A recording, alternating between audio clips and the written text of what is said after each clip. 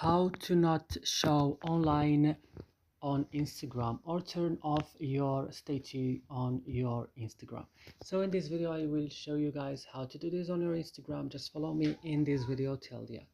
So first guys, you have to open your Instagram account, then you should come directly and open your profile.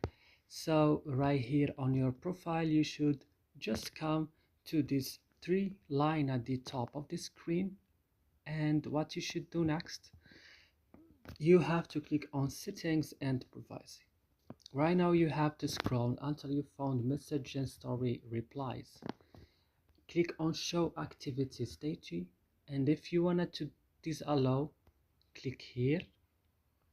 And that's it guys, you have just to back, and that's it. So if this video is helpful for you, don't forget to like, also subscribe in our channel to support us, and see you in another video.